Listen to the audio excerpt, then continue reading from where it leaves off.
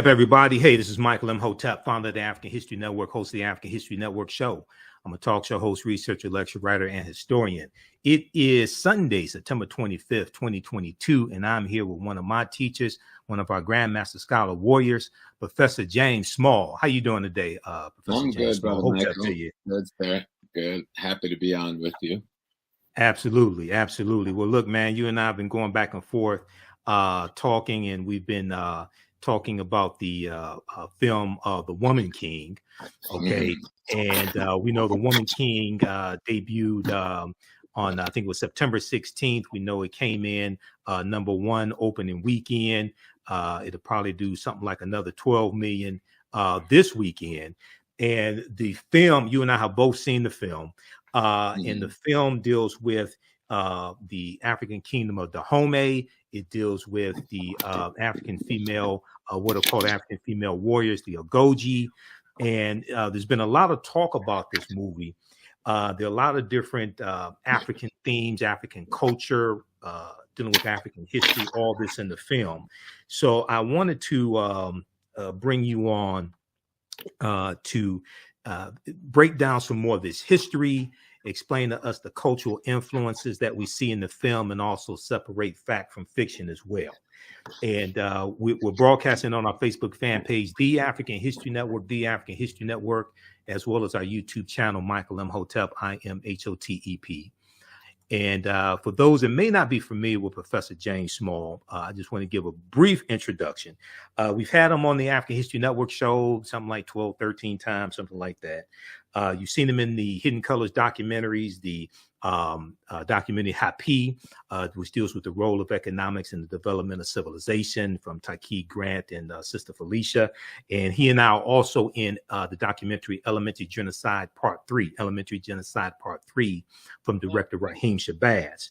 Now, Professor James Small is a scholar, activist, dynamic speaker, organizational consultant. Also, he has been an activist since his teenage years. His in-depth knowledge, thought-provoking, and calm delivery are influential elements to break the programming of miseducation. He has studied extensively with Dr. John Henrik Clark, Dr. Joseph Ben Yakinen, another one of my teachers, Dr. Leonard Jeffries, who we've had on the show numerous times before as well, Dr. Ivan Van Sertima, Dr. Asa Hilliard, Dr. Wade Nobles, who we've had on before, Dr. Amos Wilson, and Dr. Francis Cress Wilson, who I had the pleasure of interviewing 3 times also.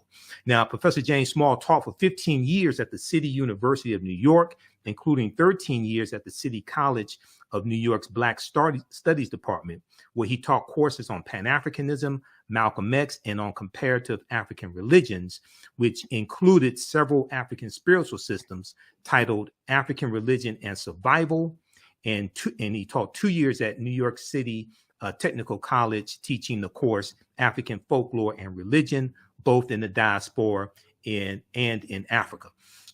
He's traveled to Africa numerous times. He is also currently conducting, well, he has taught online courses on African spirituality, covering the Yoruba Ifa tradition, the Akan spiritual tradition, Vodun, and ancient Egyptian sacred science. And also, he is the historical consultant on my favorite show, Godfather of Harlem, on Epics. Okay, I can't wait for the new season to start up in January 2023. All right, so once again, we want to welcome to the African History Network show one of my teachers, one of my friends, Professor James Small. All right, brother. So thanks for taking time out today. Yes, Brother Michael.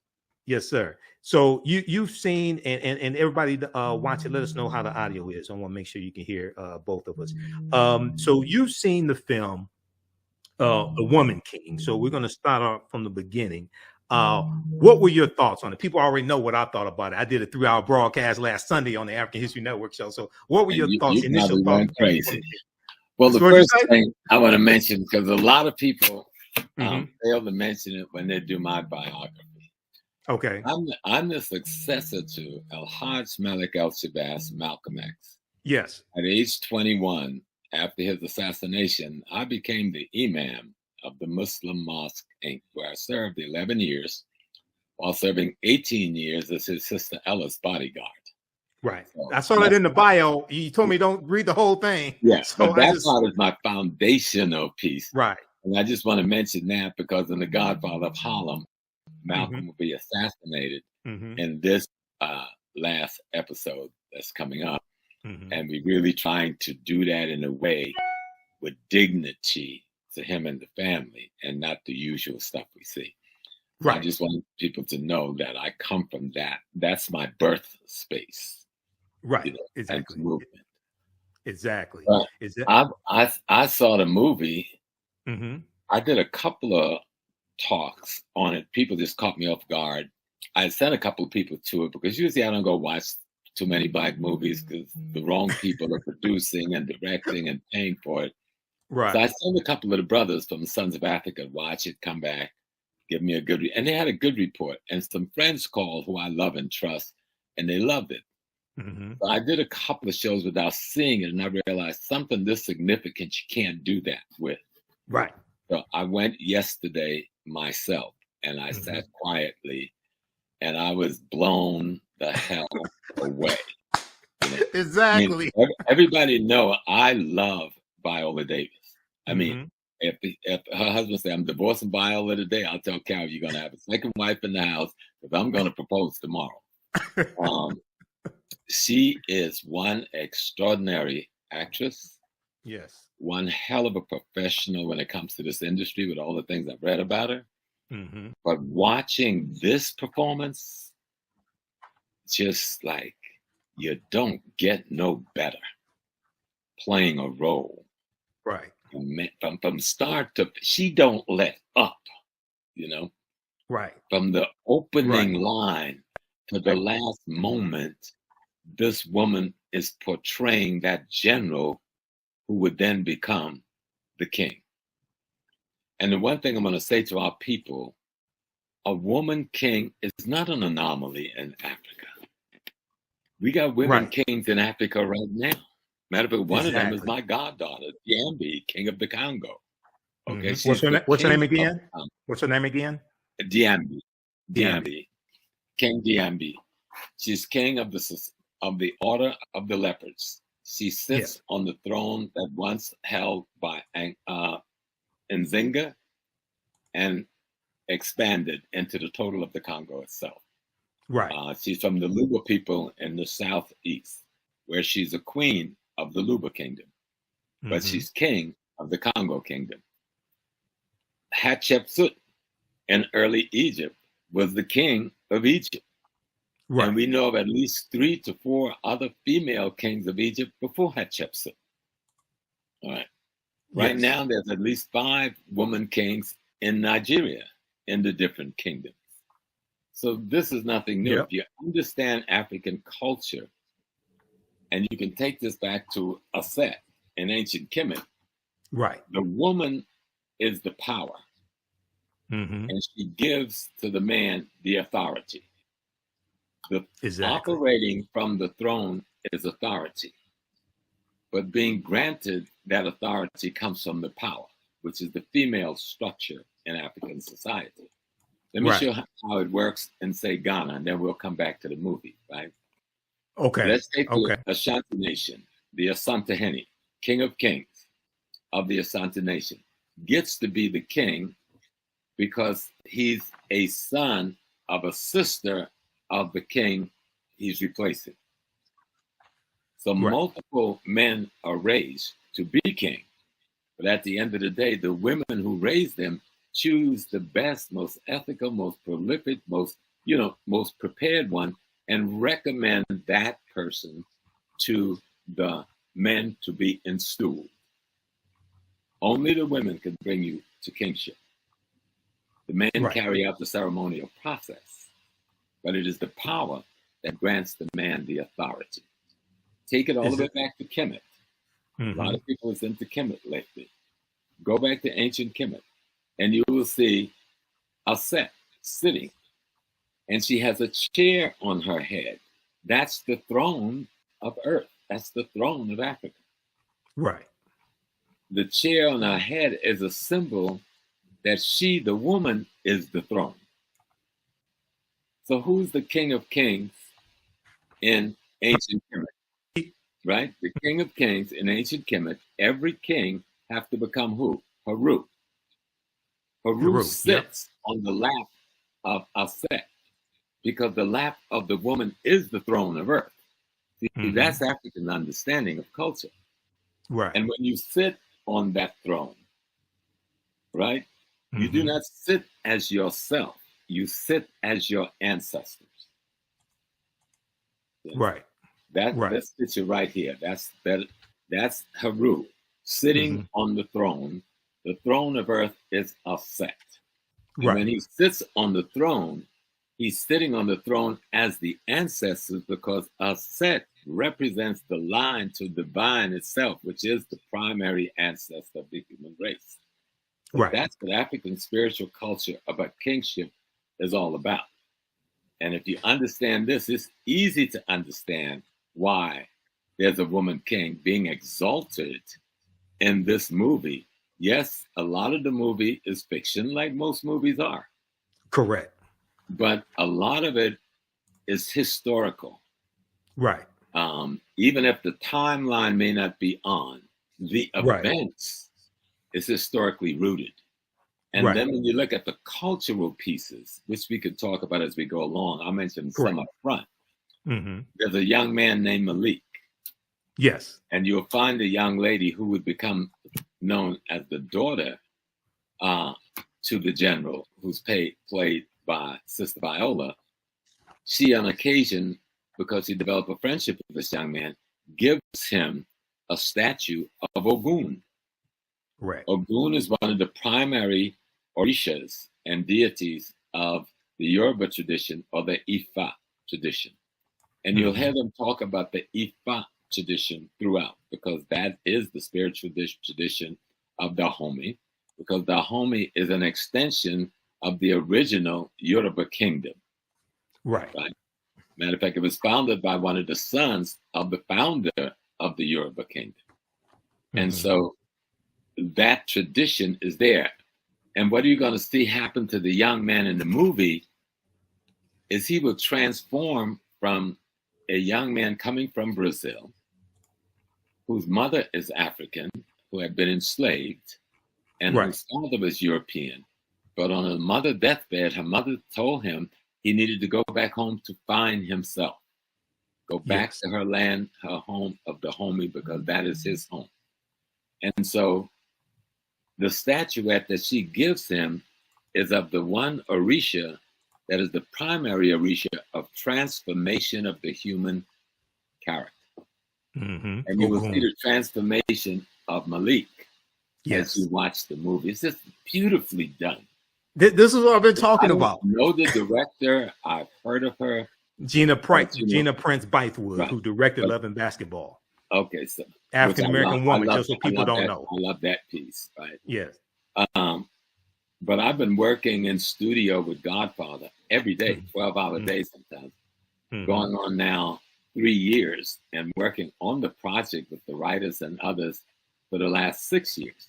So I've learned a lot about how this thing works.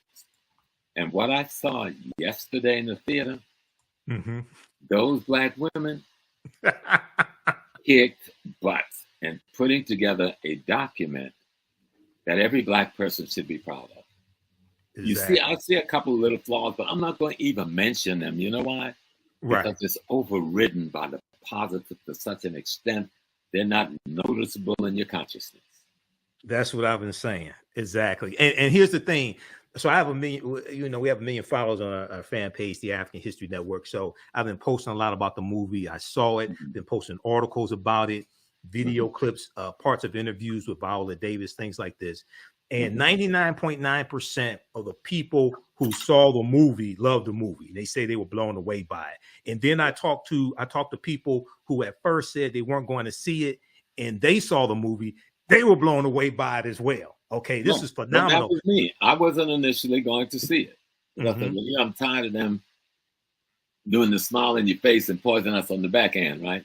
Right. That didn't happen this time. What I saw this time was Black artists, Black craftsperson, Black technician, Black actors doing an interpretation in fiction and history with African folklore that you just got to see to believe.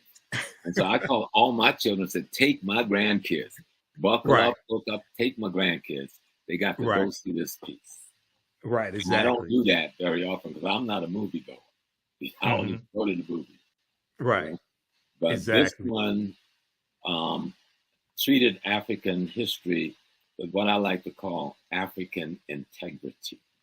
African integrity. African integrity was so glowing. And not just the visual, but in the dialogue. You heard this praising in the dialogue. This African dignity in the dialogue. This African love in the dialogue. I go like, damn, this is really good. And I found myself crying on more than one occasion. I don't do that. Right. I cried at the end. I shed some tears at the end. My breath a couple of times.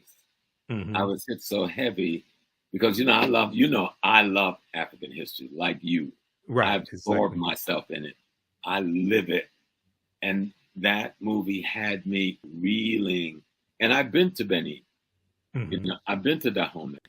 I've been in the very palace they shot the film in multiple times. Yes. I've been before the voodoo pope on my knees to be blessed because I'm a voodoo adapt, not a priest. I'm an adapt, one who practices, who knows the tradition. A Vodun. Yes. Well, the state religion in Benin is Vodun.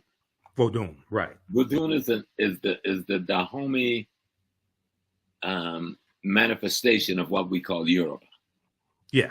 Same the tradition, spiritual system. but manifests different in different cultures, different locations. It's Ifa at the end of the day. And the word voodoo in that language means the essence of the divine within either nature or the human being. That's what voodoo means, the essence of the divine. Right. Well, we're gonna go. I'm gonna go to the official synopsis of the movie to give some people the background information on the movie, on the synopsis, and then we're going to continue. I want you to explain African integrity in just a minute, but first I got to recognize my friend, and I'm also Professor Hunter Adams. He's watching right now. Okay. Yeah, absolutely. Professor Hunter Adams, thanks so much for watching. He said, I agree, Professor James Small. So absolutely. So let's look at this here. So the official website is thewomanking.movie, thewomanking.movie. I want to look at the official synopsis, and then we're going to delve deeper. Because one of the things I want to just briefly explain to people is when you hear that a movie is based on a true story, right? You really have to understand what that means, because there are 4 different types of true story screenplays. There are 4 different types of ways to tell the story.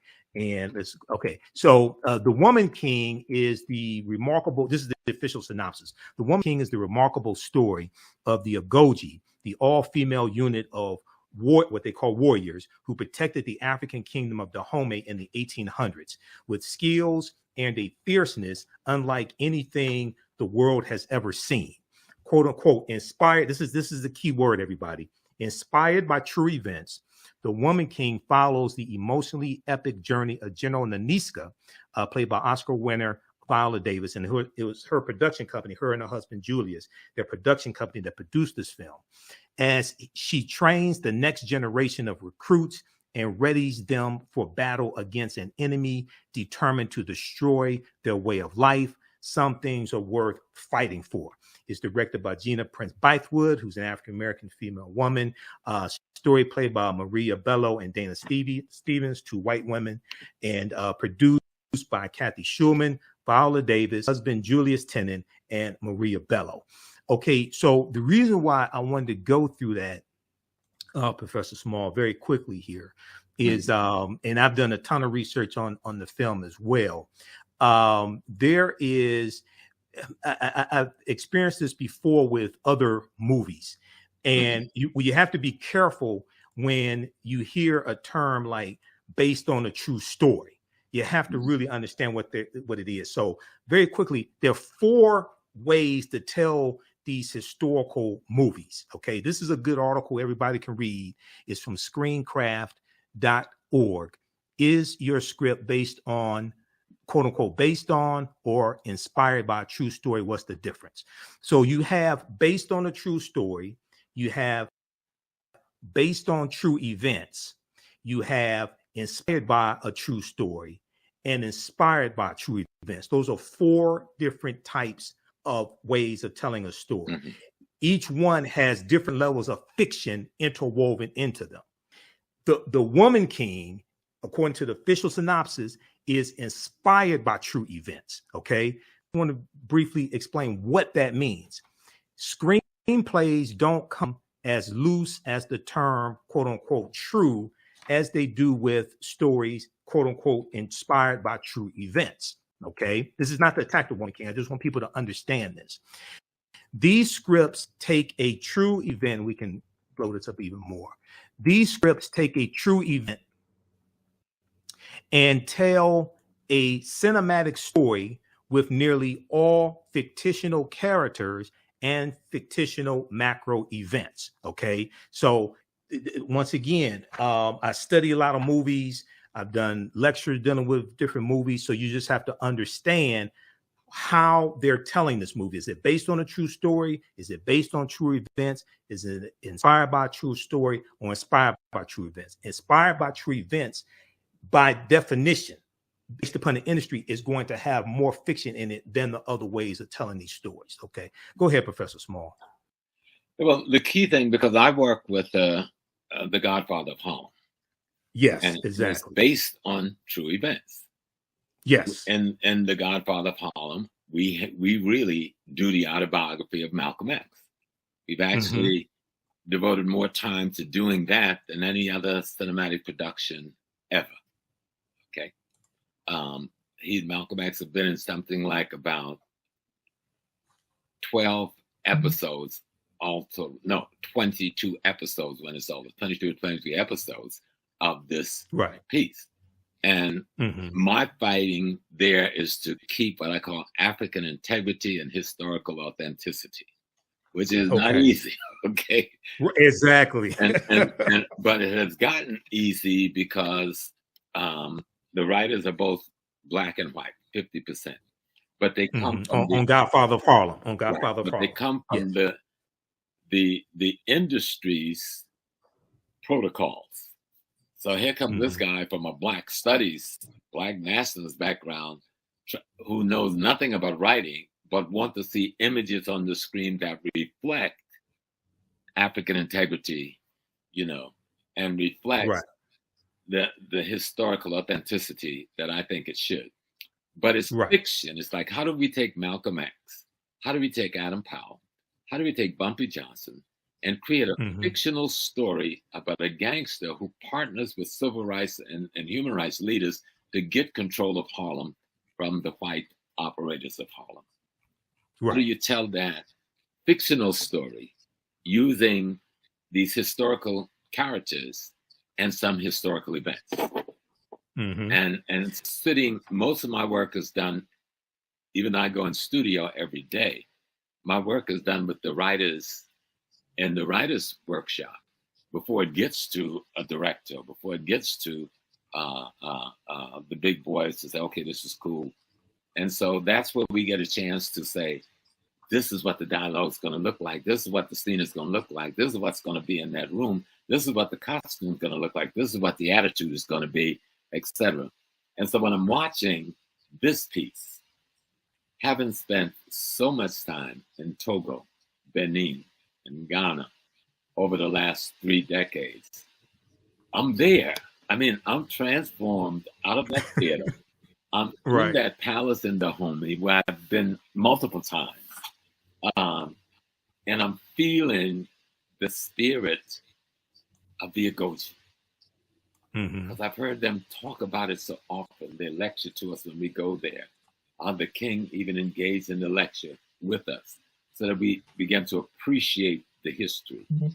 It is not a myth that there was a woman army or women brigades that was a part of the greater Dahomey army. It wasn't a complete woman army. They had men too. But the women's brigade, the men made up the infantry. The women made up the battle soldiers, and they were fierce. Right. And they do little demonstrations for you when you go to visit, you know, and you begin to appreciate this. And I'm watching, and it goes. And I've also studied, like you, many of the rebellions and the resistance on the ground in Africa before we got on the slave ship. Many of the wars, many of the jihads to try and stop the slave trade, which had been going on for 1,500 years plus before 1492. So we had been at war for a long time against this thing. I've been to places where we saw part of the resistance up in northern Ghana and other areas where the people built houses without windows, if you can imagine that, right?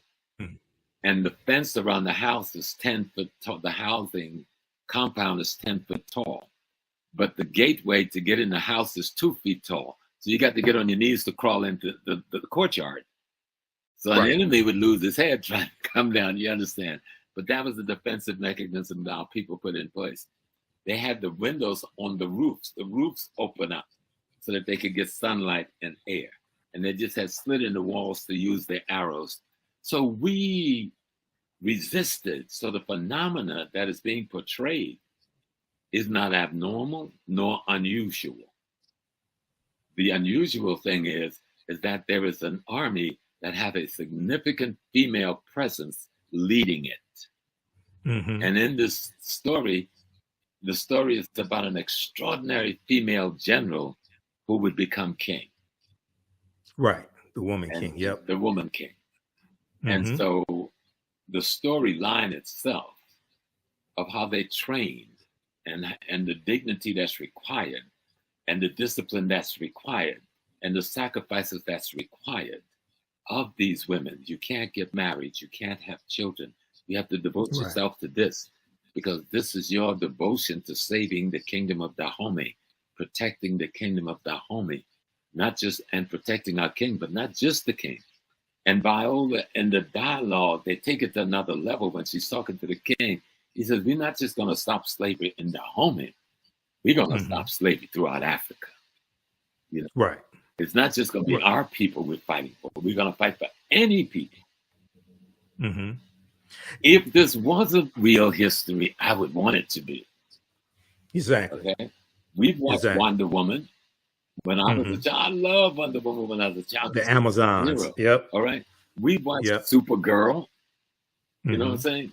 They were fictitious stories about white women heroes that was saving the white community. That's cool. Now we got this massive black group of heroines saving the black community. Psychologically in your head, something is being planted that you didn't come into this without a fight. And our women, we live in a society that marginalizes women across the board, but particularly marginalized African women, both historically and currently. And to see a piece that raised African women to the level they deserve to be on, because historically they were those women. That's not a myth. There was the female army, and they were one of the best in West Africa. That's not a myth. You had females in the Egyptian army. That's not a myth. You had females, Amanatu, who led the northern Nigerian army against the Islamic incursion. That's not a myth. You had a female warrior who led the Moorish army against the Abbasid invasion into North Africa in the 800s. That's not a myth.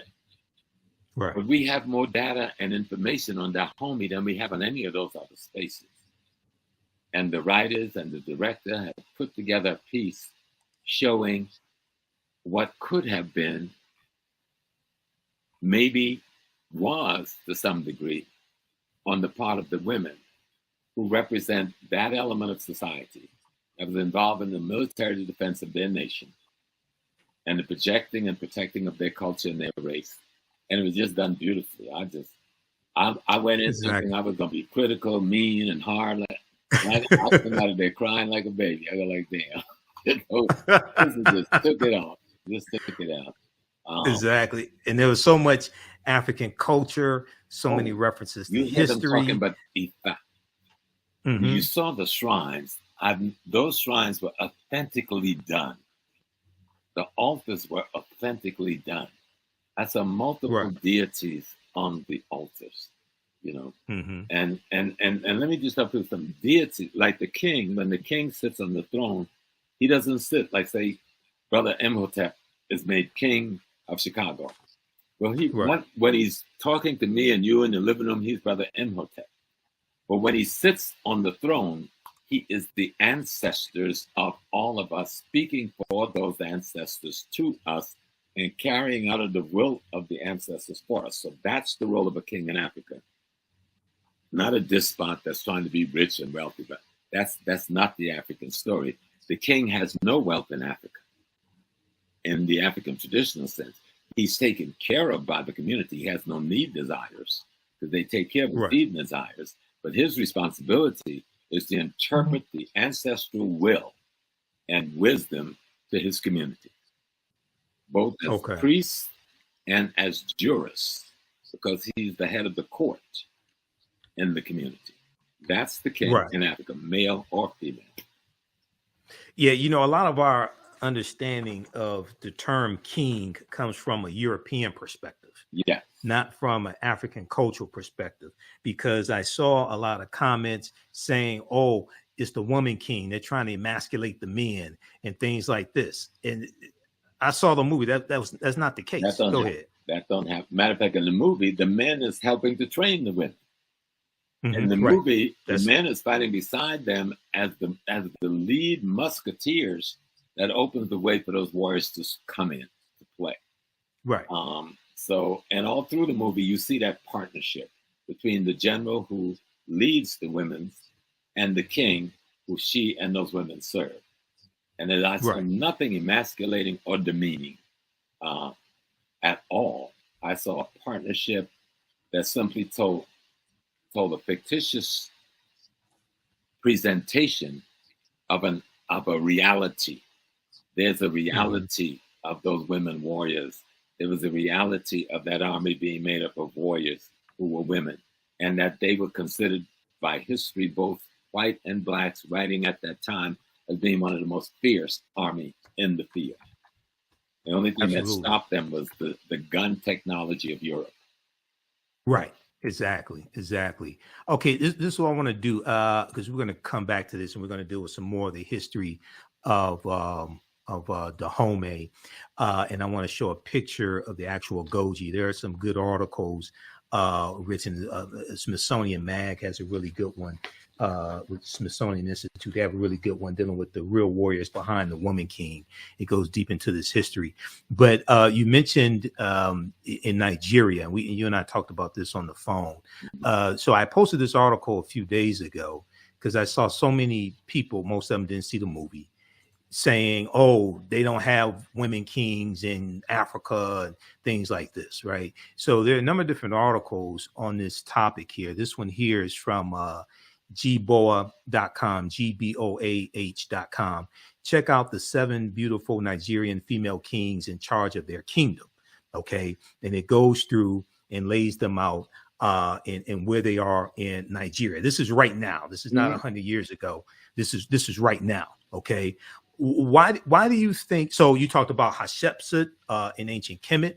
Okay, so she was. Tell us a little bit about Hatshepsut. She would be considered a woman king. We know she was. The pharaoh is the king. Pharaoh, and she pharaoh. Was Yep. Pharaoh. The woman is the power in Africa. Men, give up your European genital danglings, because the power has nothing to do with gender. Okay, right. It has to do with roles in nature. Roles in nature. You came from the womb and the belly of a woman. It did not come from your belly, even though your sperm fertilized the eggs that became you. So let's look at how Africans looked at reality. We were in partnership with nature and cosmology. That's our culture is based on understanding cosmology and nature. And so when we look at the king, And as we see in Hatshepsut, her brother was too young to take the throne. He was too young to handle that responsibility. And so she, as the elder sister, had to take on the responsibility of being the pharaoh, of being the king, until her brother was trained enough and old enough to take over the role of kingship himself. And I remember when we first started studying ancient Egypt, and the white writers was all said, oh, the brother came in and he hated his sister and he scraped the name off the walls. All of that is proven to be untrue. So all of it is proven to be untrue. That's not even African culture. That's European culture. That's what they do. Exactly. That's not what happens in African culture, because the kingship is a spiritual position, not a political position, though they do political work. The king is surrounded by a council of elders who instructs and informs him, on his behavior. His job is to sit as the ancestors come back. I know this for a fact because I've been trained at the stool. In Ghana, I'm Nana Kofi Mpansa, the second of the Ogogo stool, under the kingship of Akua Sapong. And one of my great teachers is Nana Kwabena Nketse the fifth, who's the king of Esokado in the Western region. So we talk about these things all the time, because these are my questions. And so if one thing this movie would do is force us to study our history before we got to North America, then and culture. Then I'm history and culture. Yep. Because a lot of this, because of we've all been attacked by white supremacy and racism, and it's made us paranoid about anything.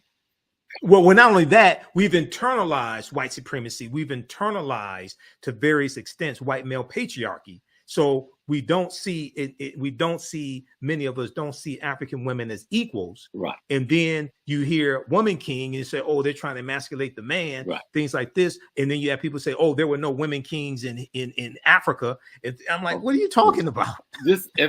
And we always praise, many people over here know Ya Santiwa. Ya Santiwa. And they said, oh, well, she was the queen mother. No, she was the queen mother until the king gets captured. Then she became the king. Because it was the queen mother who made him king, who named him king.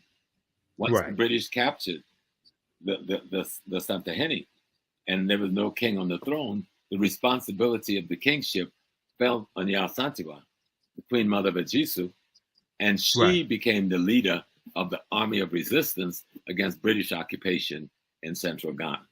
So when we study the history is just so beautiful when we study it and learn about our women and really get to see, oh, wow. Exactly. These other people's culture. We got our own culture. We have our own look at. We have our own way of knowing things. We have our own worldview that we have imposed for ourselves on ourselves. And this becomes so important. I saw somebody talked about the book Barracoon and talked about Kofi, this one brother who was sold by Dahomeans. Even in the movie, they treated this well because the current king in the movie is criticizing his brother who started this slave trade thing. And they're trying to figure out a way. Oh, Gezo, How do we stop it? And the woman king, as she's now the general, is saying, we must find another way to have commodities that we can make a living off. And she sets up these palm oil plantations. Palm oils, to create an income for the community. And I think she had she said we could sell gold as well to get an income.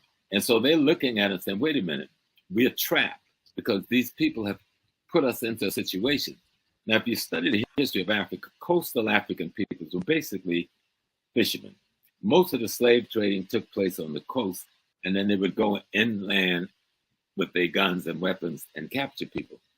The coastal people were subjugated. Yes, some of them were involved in the slave trade at the barrel of a gun because they had been conquered and subjugated. Study the history, learn the history.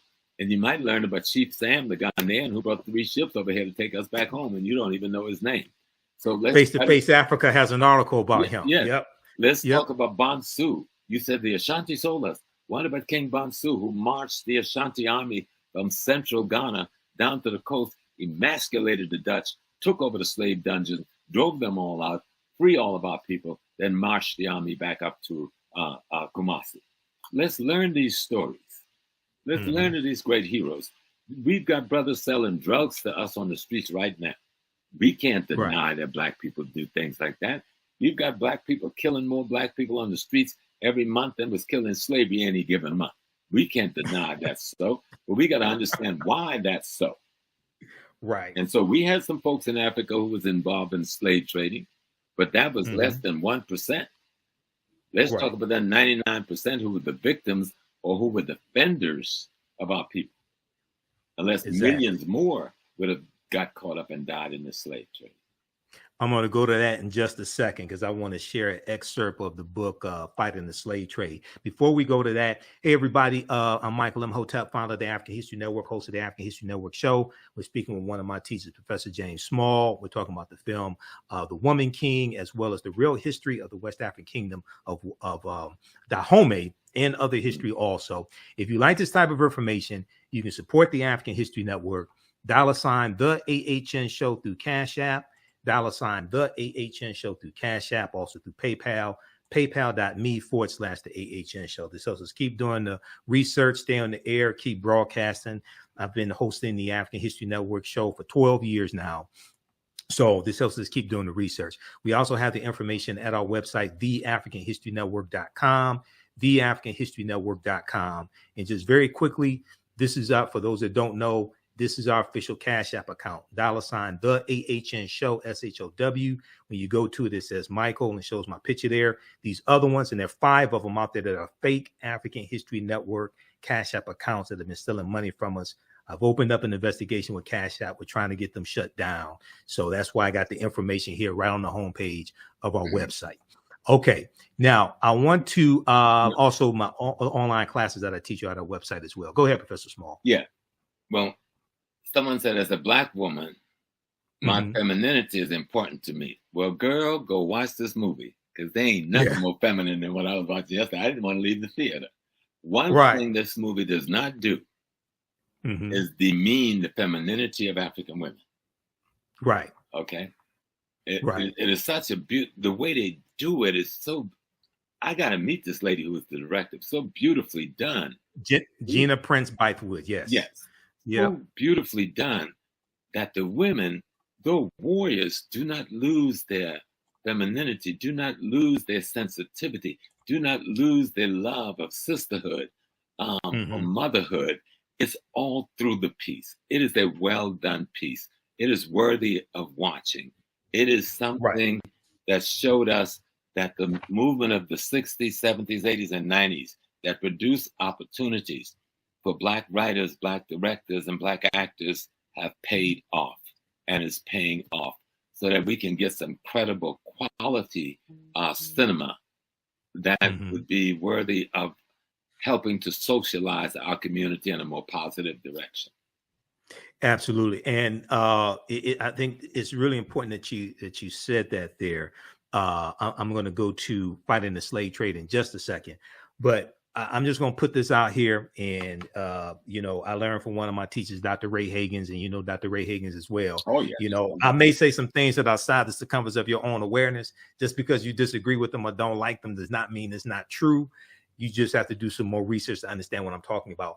Unfortunately, because African Americans, because we're in this white supremacist system, this white male patriarchy system, unfortunately, many of us associate being feminine with being weak.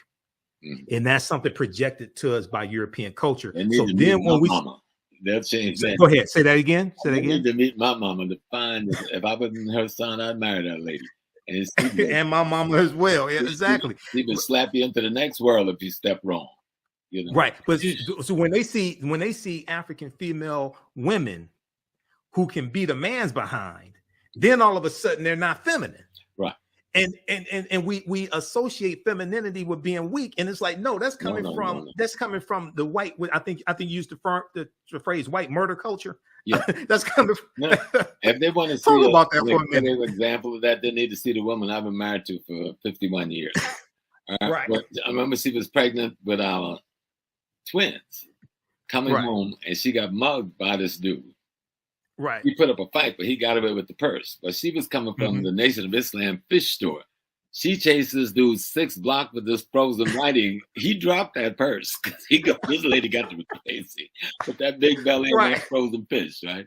So, me and my son was laughing about that last night, talking about the movie. and because of what we go through in this country, and because of our history, you should want a sister who can fight. You should want a sister who can help you defend the home and things like this. Unless you want to oppress the sister, okay? Unless you're afraid she's gonna whip your behind because maybe you did something wrong or something like that, right? But you should want a sister who can fight. Okay, so all right. I want to go to this right here. This is an excerpt of the book Fighting the Slave Trade by a brilliant sister, Dr. Sylvian Diop. You and I talked about this briefly today. This is the synopsis is at Amazon.com. You can try to get it from an African-American book dealer. If not, maybe Amazon. It's called Fighting the Slave Trade, West African Strategies. This is going to segue into our further discussion with Dahomey and their involvement in the transatlantic slave trade, Professor Small. Fighting the Slave Trade, West African Strategies. This book came out in 2003. Sylvian Diop is a brilliant sister. I'm trying to get on the African History Network show. She's the author of many books. Here's the official synopsis of this book. While most studies of the slave trade, the transatlantic slave trade specifically, focus on captives and on their ethnic origins, the question of how the Africans organized their familial communal lives to resist and assail the transatlantic slave trade has not received adequate attention. How Africans fought back against this. But our picture of the slave trade is incomplete without an examination of the ways in which men and women responded to the threat and reality of enslavement and deportation. Fighting the Slave Trade is the first book to, possibly so, this came out in 2003. Fighting the Slave Trade is the first book to explore in a systematic manner the strategies Africans used to protect and defend themselves and their communities from the onslaught of the transatlantic slave trade, and how they fought back against the transatlantic slave trade. It challenges widely held myths of African passivity and general complicity in the slave trade, and shows that resistance to enslavement and to involvement in the slave trade was much more pervasive than has been acknowledged by the orthodox interpretation of historical literature. Focused on West Africa, where Dahomey was and Benin currently is, focused on West Africa, the essays collected here examine in detail the defensive, protective, and offensive strategies of individuals, families, communities, and states. In chapters discussing the manipulation of the environment, resettlement, the redemption of captives, the transformation of social relations, political centralization, marriage, violent assaults on ships and entrepots, shipboard revolts like the Amistad slave rebellion, 1839, and controlled participation in the slave trade as a way to procure the means to attack the slave trade. Fighting the Slave Trade presents a much more complete picture of the West African slave trade than has been previously available. Go ahead, Professor Small. Yes, sir. I mean, and it's like we make the mistake when we just hear a cliche or a term. Most people who never heard the word Dahomey until a month ago, all of a sudden now is telling us how Dahomey was in the slave trade. Dahomey came to power politically around the 1720s, 1730. It does not get involved in the slave trade because it doesn't build up a military with the capability until around the 1760s to 1780s. That is over by 1825. Now, we're not talking about an appreciable amount of historical time. If you put everything in history on a timeline, you get a sense of what I'm talking about. And then the numbers, you look at the numbers. How much? What was the numbers? 5,000, 10,000? Even that would be too much. But if we look at the numbers, let's stop playing. If you understand how the European works, and the best way I can do is go to the country where I have a hotel, I have a business, I have a home, and I've been back and forth living there for 30 years, Ghana. What they do, they conquer the coastal people and subdue them. Right. With their military technology. And then they force these coastal people to engage in the slave trade with them for their life. And as you saw that piece you just read, the coastal people also find ways to fight back.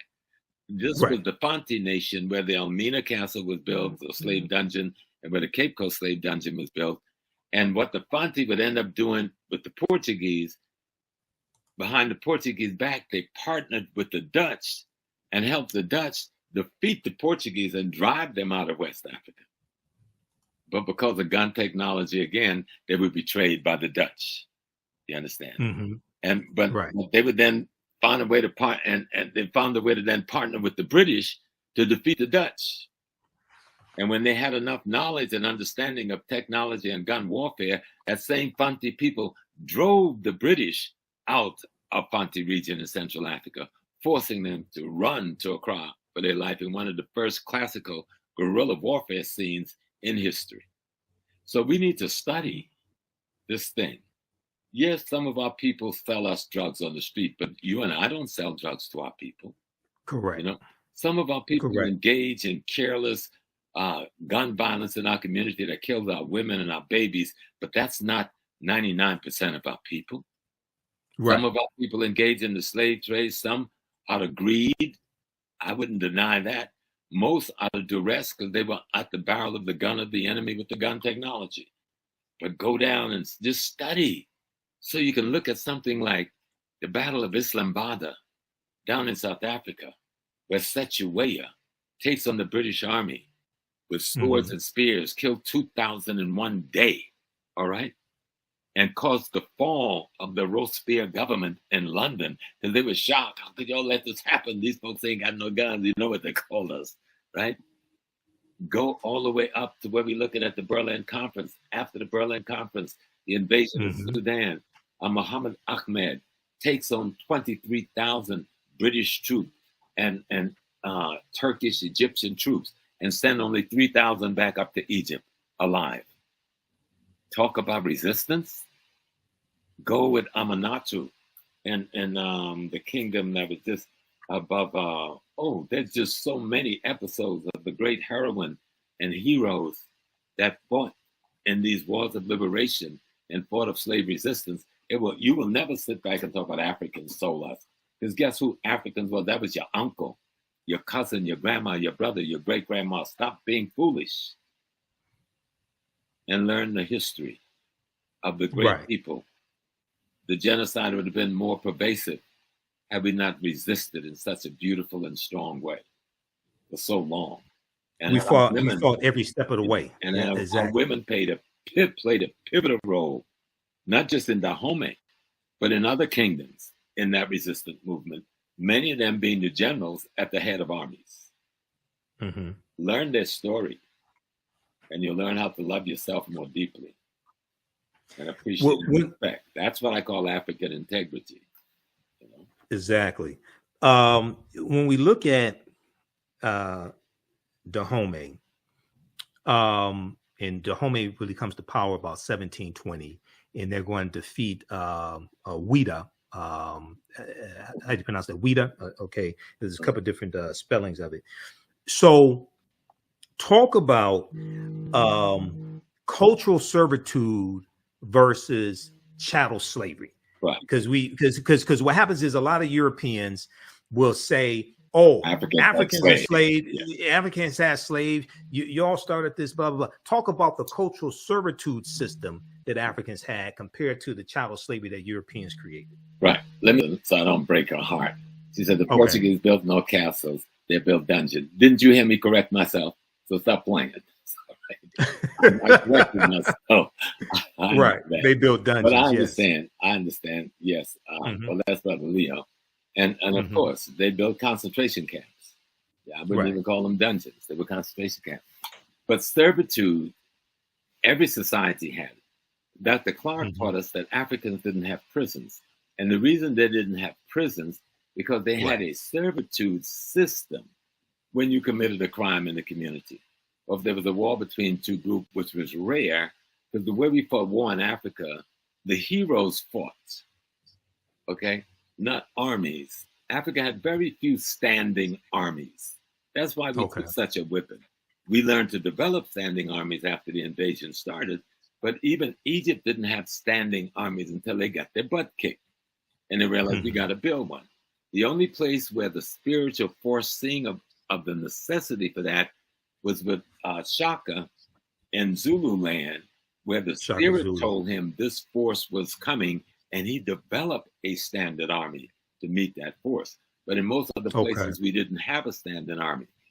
But what would occur when there was a conflict between two communities, and they had to go to war, the captives were brought to serve off almost like the indentured system structure the European had, except in Africa, no one took your name away.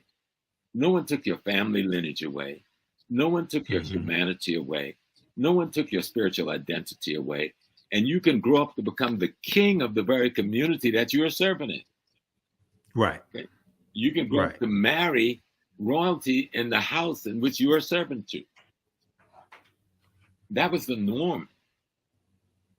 The idea was you've committed a crime against the greater social order, and so you have to be transformed. Okay? You have to go through a transformation process and a socialization process that you can be a part of society without causing gross disruption of that society. And that servitude process that we see in multiple places in Africa did not involve putting you in prison, putting you in chains, putting you before firing squads, or anything like that. You know? It involves you becoming a part of the very community you had the conflict with. And when your time of service was over, you can either go back to your home if that's what you wanted to do, or remain a part of this community if that's what you want to do. Right. So when we, and I've talked to Professor Kabahai Wapakamane about this as well. You know him, and he's one of my teachers also. The culture, and we see this in the film because there's at least, there's at least one woman who's Agojie in the film who came from another ethnic group, and there was a fight between them. She was captured and she was brought in to be made Agojie, and brought into Dahomey. So we see this take place. Now Europeans had their feudalistic system with the lords and the serfs. Okay. And they're going to superimpose this feudalistic system onto the cultural servitude that Africans had to create chattel slavery, to create what we call chattel slavery, basically. But talk about that for a minute. You know, the European system was not about family structure. It was about class and caste structure. Africa was not about class and caste structure. It's about family structure. So when you came into another community, that person's household you went into, depending on age strata, that was your father, that was your mother, that was your auntie. You were their child. That's what the European had was something completely different. It was based on caste and class, depending on power and wealth. That was not what the African kingdom was built on. The African kingdom was built on the fact that the king itself is the father of the community, because he represents the ancestors for that community. Africans don't have queens in the way Europeans do. The king's wife is not a queen. Okay. In the African society, the king's wife is not a queen. In modern day African society, who's trying to play the European thing, you see a little bit of that. But in traditional ancient African society, your wife is not the queen. She's just your wife. Okay. the queen mother is your sister or your auntie or cousin. Okay. But your wife would never be the queen. And the reason they do that, so that fighting for the throne thing never happens. So it is the collective body of women called the queen mothers who select from among the best of the young men they have raised, because they know them better than anybody else, because they raised them from infancy, to be the next king. And if a man was not available to assume that responsibility, then they chose a woman who was skilled, trained, and tooled to carry that power and that responsibility, both spiritually, judiciary-wise, and politically. Okay, so this goes back to Auset with the throne on her head. Absolutely. Because Auset means the name Auset, from my understanding, means she of throne. Yeah. She of throne. She is the throne. She is the throne. Yeah. Okay, she is the throne. And it's the woman. She is woman. She's not, there's nobody named Auset. Right. Auset is symbolic of the African woman. Right, symbolic of the African woman, because it's the African woman who decides which man will sit on the throne. Okay, all right, and in many societies is it that in some societies is it that the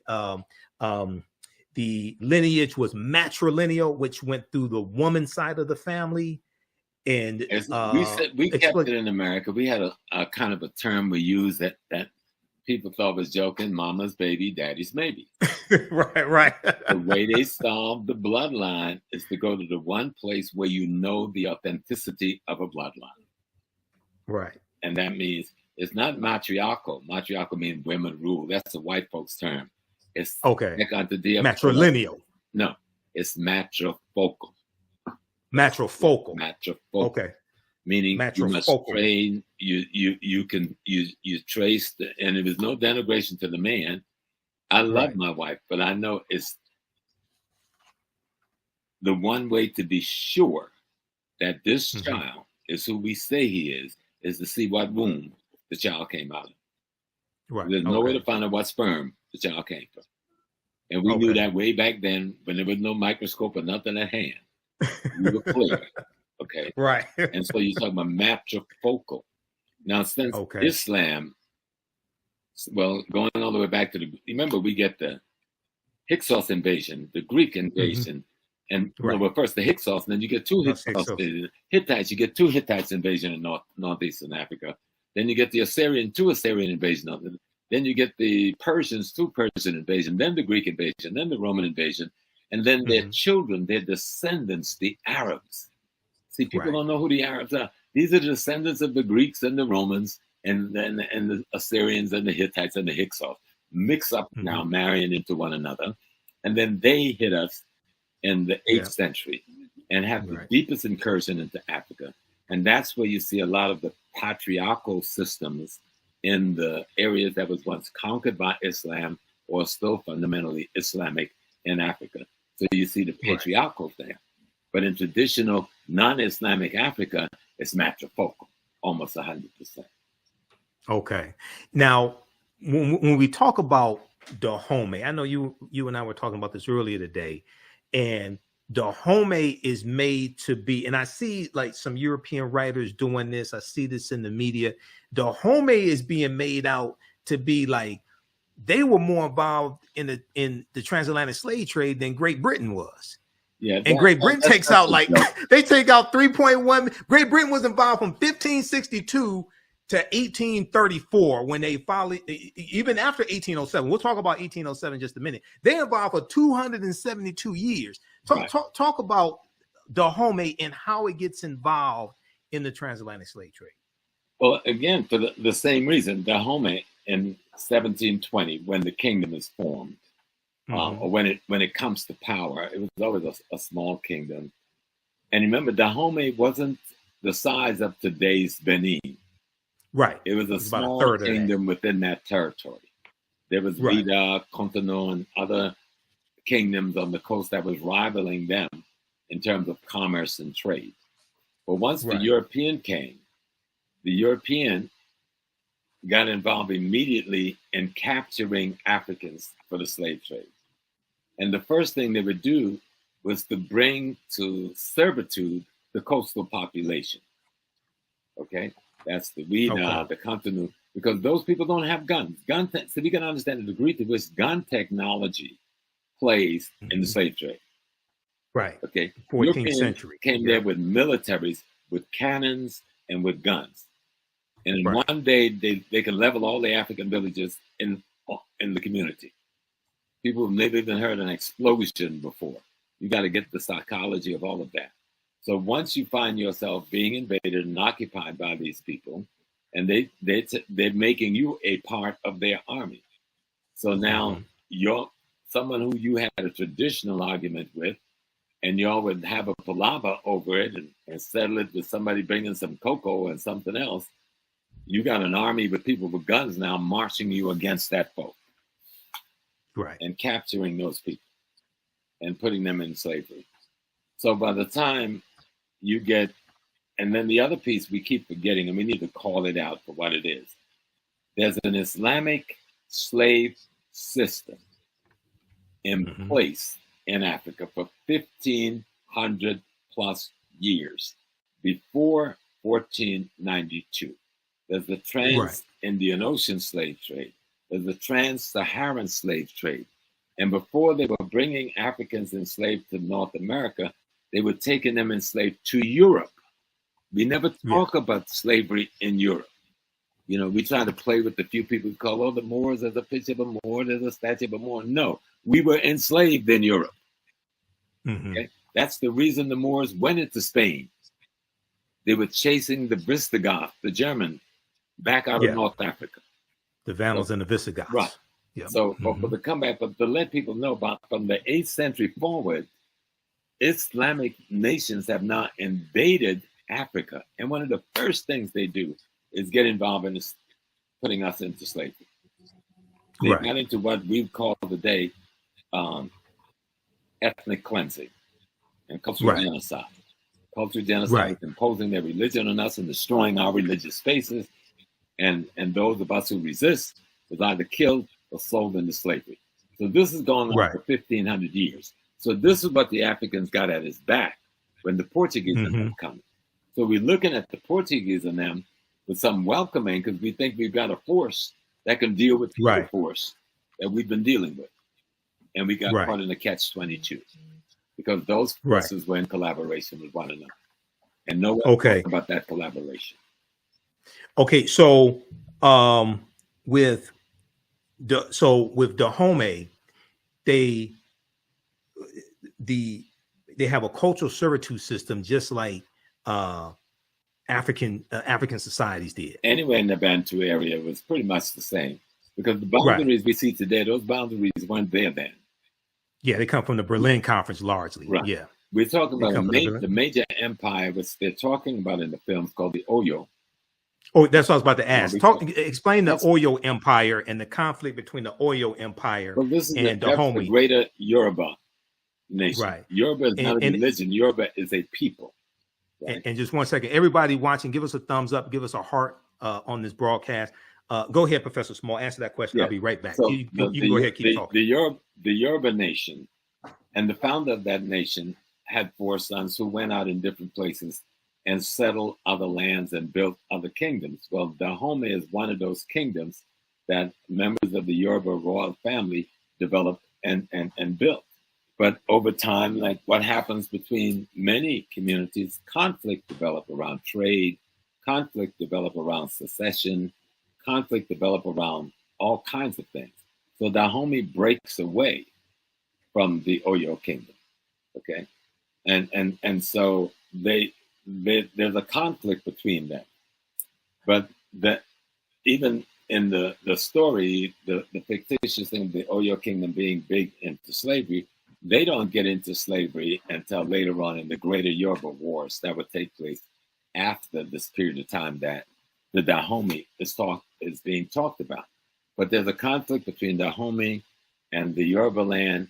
Yoruba land is being invaded by the British, or by this time have been invaded by the British This is the great burning of Benin and the robbing of Benin of all of its wealth and art and so forth that we hear about in history, but we don't connect it to nothing, right? But there's a greater Yoruba war going on between the people. And these boundaries called Nigeria, they're not there then, okay? Right. They're greater boundaries. People have other kinds of kingdom designs. And there's conflicts between some of these kingdoms, mostly around trade, okay? But you got something else happening at the same time. As the Muslim wars of genocide and ethnic cleansing has taken place in the Nile Valley with the Mamluk Turks and the Seljuk Turks, and then finally the Ottoman Turks by the 9th century and the end of the 9th century, beginning of the 10th century. They're pushing millions of people out of the Nile Valley into West Africa. Y'all hear what I'm saying? They're pushing millions of people out of the Nile Valley into West Africa, in through Chad, in through Cameroon, into Nigeria, down into Ghana. This population, through what is called Burkina Faso, this is the population of the people. Everybody always asks, what happened to the Egyptian? Well, we're talking to each other here right now, okay? Because a great number of those refugees, millions of refugees scattered to the south and to the west, because of the Turkish and the Arab ethnic cleansing that goes on for hundreds of years leading up to the 1400s, are caught as the vulnerable population in what becomes known as the transatlantic slave trade. And I know a lot of us don't go there with that piece, but you've got to understand, who are these people?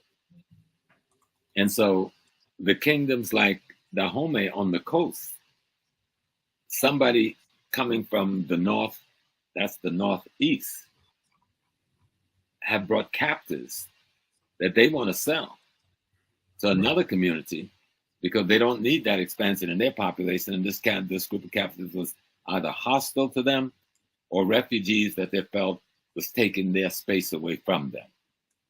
Okay. And that population, most time, that refugee population was least able to defend itself, end up being caught in the trade. And it wasn't a trade at all. It was a war of genocide against African people. There was no transatlantic slave trade. Nobody was trading anything. People were being captured. People were being murdered. People were being raped. Villages were being burned to the ground. Okay?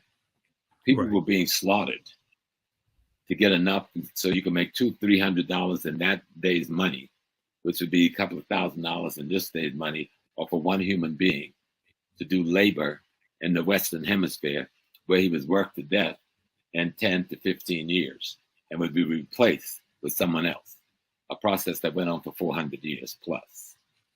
Exactly. And Dahomey got caught up in this, and what the movie shows, fictitious or not, they did do it. How do we get out of this? How do we work our way out, fight our way out of this contradiction? And I thought they did a beautiful job in describing the contradiction of the slave trade and describing the efforts of whatever African kingdom used that methodology to get out of the contradiction, whether it was Dahomey, Ashanti, Yoruba, Igbo, Manding, you know, we all that dealt with selling the palm oil. That they were selling the palm. Okay. So at what point does in actual history, at what point does Dahomey get, so we know you have later, you're going to have the Franco-Dahomean Wars, 1890, 1894, and Dahomey is going to be absorbed into the, I guess you would say, French colonies. Benin. Dahomey's, Benin, yeah. Okay, so at what point does Dahomey stop selling African captives to the Europeans? Well, they said the story in 1823, but that's where it starts. Opens up 1823. But that's not the real date. The date would be further back up. All right. If we were to look at that conflict played out, we'd probably be looking at Dahomey comes up as a kingdom in 1720. 20, right. But you don't have power when you come into being. It takes you another 30, 40 years to build up an army, to build up a front, to build up a reputation. So Dahomey don't really get into the slave trade thing until around the they try to talk about the kingdom starting in the 1600s. That's the extension of the Oyo kingdom. That's not Dahomey yet. Dahomey comes into its being in 1720 or so. It gets involved near the end of the 1700s, around 1760 or so, in the slave trade process. And then it's out of it by 1750, completely, 1752, okay? But in that period of time, there's the conflicts and the wars, because the Portuguese are not sitting there with merchant, with banks and some money in their hand. They've come with armies with guns, all right? And they have people involved in this thing with weapons. And they've armed coastal people to go inland to capture other people for them. They've already depleted the coastal people they could take, but they need a coastal population because they need somebody who can speak the language, somebody who knows the terrain, somebody who knows the culture, etc. And they need numbers. And so they could take these captive people and make them their collaborators, though many of those people will resist them and betray them. That's why it's important to understand the history, because it's not a one look. Right. You have to really see the intricacies of resistance and rebellion and death. It's just like most people come to North America and say, well, y'all never really freed yourself. Well, you never looked at our history to say that. There's recorded at least 300 plus African rebellions that was of significance in the United States, North America. Mm-hmm. But if you look at the Civil War, over 300,000 of us fought in uniform, and another 400,000 to 500,000 out of uniform behind the line, being workers, being supporters, being the people who carrying the equipment. So nearly 500,000 plus of us is fighting in the Civil War to destroy the Confederacy, both from within and without. That's a war of liberation on our part.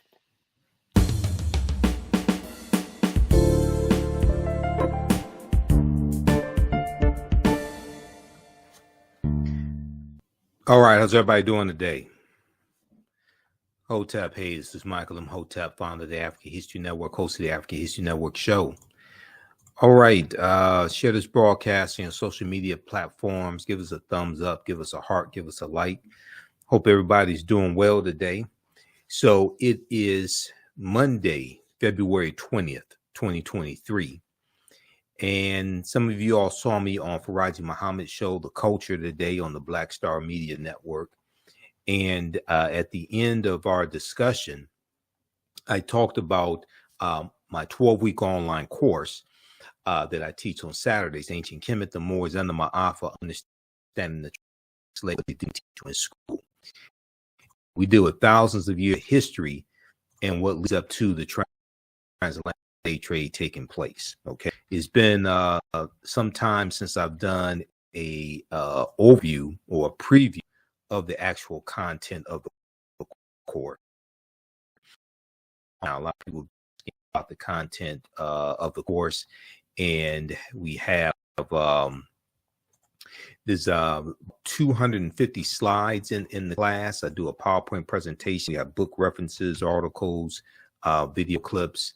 There's about 250 slides. There's probably about 60, 70 articles that we reference in the class.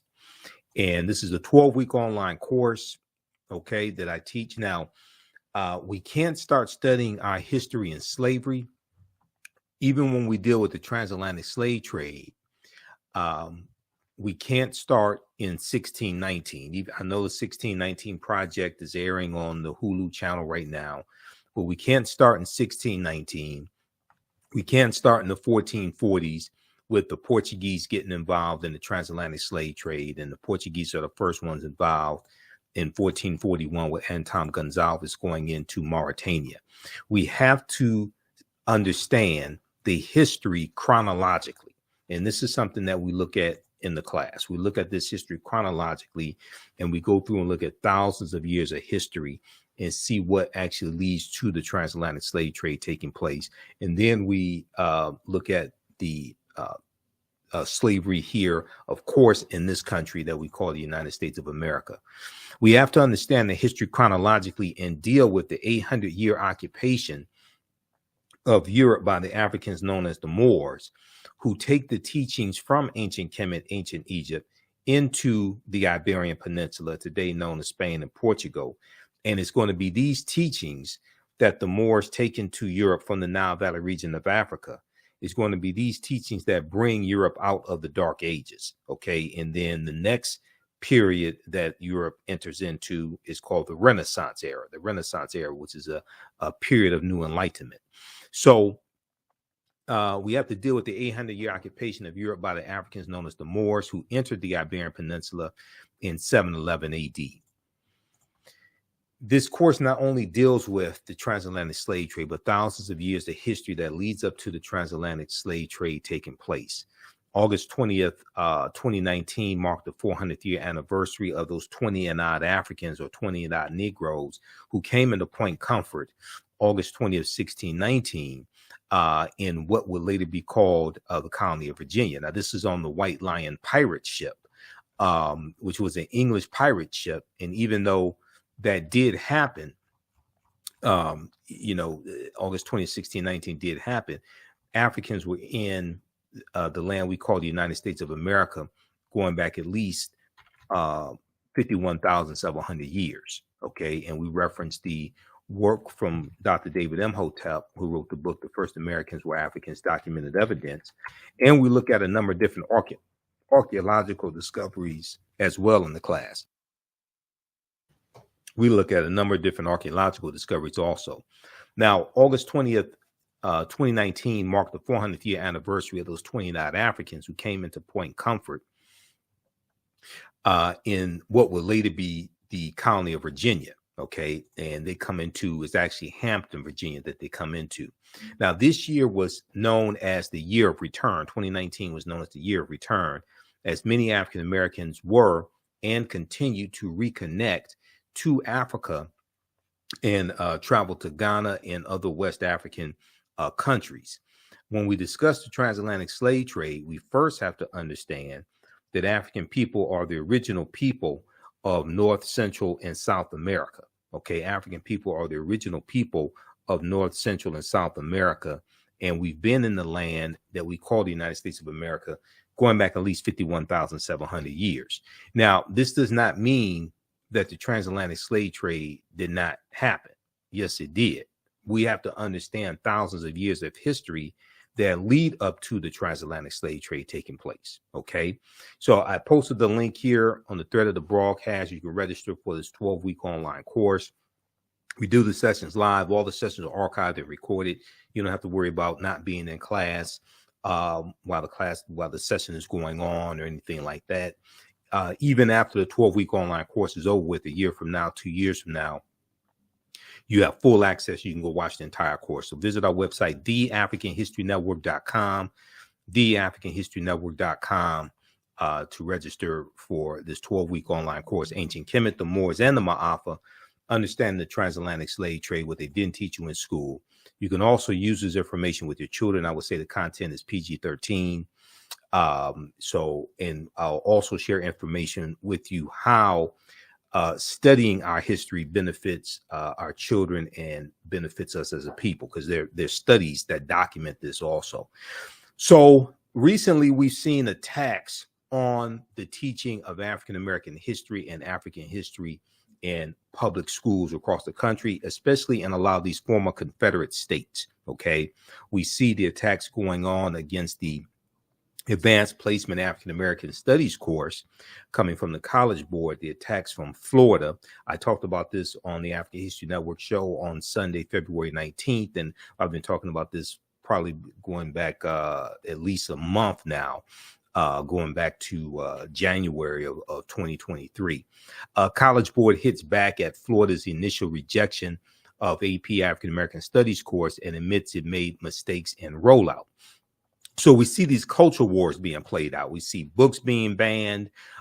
We see Reverend Al Sharpton led a march in protest against Governor Ron DeSantis banning this Advanced Placement African American Studies course Wednesday, February 15, 2023. Okay, so we saw that take place. We've seen after Juneteenth became a federal holiday in 2021, signing the law became a federal holiday. We started seeing a lot more articles being written about Juneteenth. And this article here from the New York Times is a very interesting article. And most Americans know little or nothing about Juneteenth, poll finds. Most Americans know little or nothing about Juneteenth, poll finds. And in the article, it talks about 60% of Americans know little or nothing about Juneteenth. And be quite honest with you, a lot of the information that's floating around about Juneteenth, a lot of that is inaccurate. It wasn't the last day of slavery. There's a lot. The Emancipation Proclamation did not free the enslaved Africans. So there's a lot of misinformation floating around. We see attacks on teaching. We see attacks on having Black History Month in schools also because of these anti-critical race theory laws. So in 2022, we saw a lot of stories that dealt with how it's harder to celebrate Black History Month and teach it in schools that have these new laws, these new rules. This article here from Axios.com, new rules are limiting how teachers can teach Black History Month. New rules are limiting how teachers can teach Black History Month. And then we see stories about what I call slave lessons gone wrong, or stories about slavery gone wrong. This is an article from the USA Today, mock slave auctions, racist lessons, how U.S. history class often traumatizes, dehumanizes Black students. Okay, so you have this article here that's from 2021, and then this one, Republican state lawmakers want to punish schools that teach the 1619 Project. So we see these attacks on the 1619 Project. We see these attacks on teaching African-American history, African history, etc. And a lot of this has to do with white fear. A lot of this has to do with the fear of the browning of America, okay, which is why us understanding our history is so critical right now. Yes, it should be taught in every school across the country, as Dr. Carter G. Woodson, who created Negro History Week in 1926, as he correctly stated. Yes, it should be. But what we're dealing with is the fear of the browning of America and the fear that some white people have that by the year 2043, white people will no longer be the majority population in this country. So if we look at this article here from June 20th, 2018 from the New York Times, fewer births than deaths among whites in majority of U.S. states. Okay. And in this article from the New York Times, it talks about how deaths now outnumber births among white people in more than half the states in the country.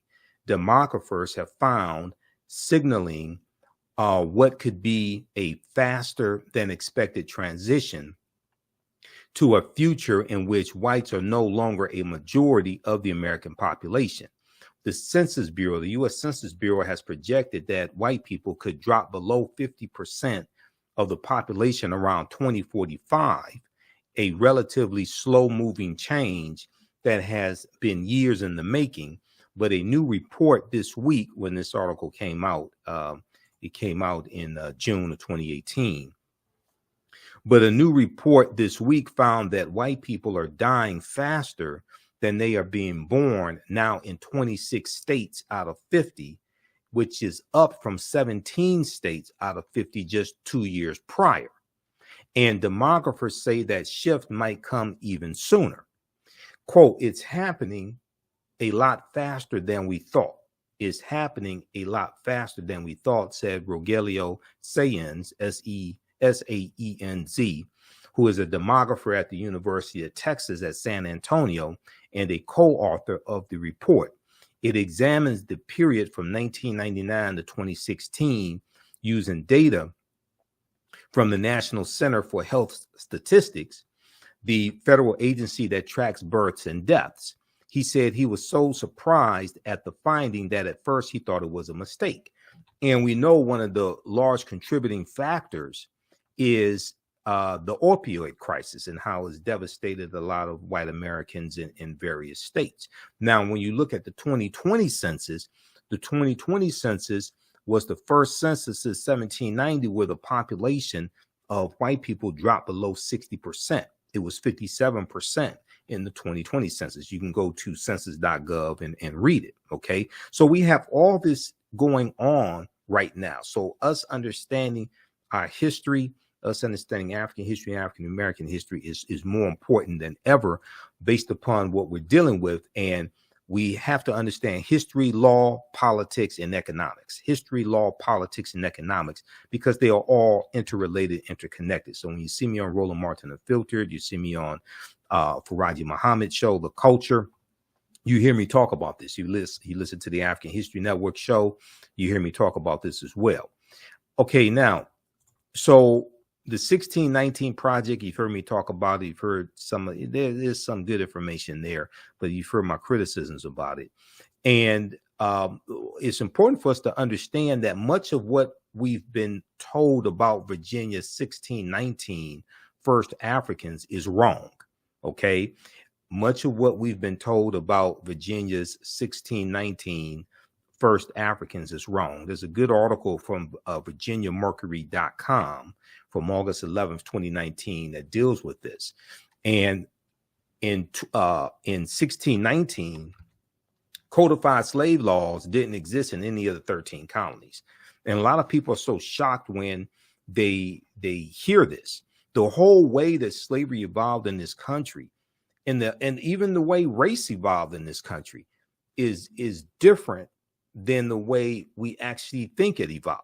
Okay. I mean, that gets also in the Bacon's Rebellion, 1675, 1676, in the colony of Virginia, what happens after Bacon's Rebellion and the introduction of the term white in the colony of Virginia around 1681 to break up the alliance between enslaved Africans, free African Americans, poor whites, white indentured servants, things of this nature. That all comes to a head in Bacon's Rebellion, where you have this rebellion of about 500 people of different races, different statuses, some enslaved Africans, some white indentured servants, etc.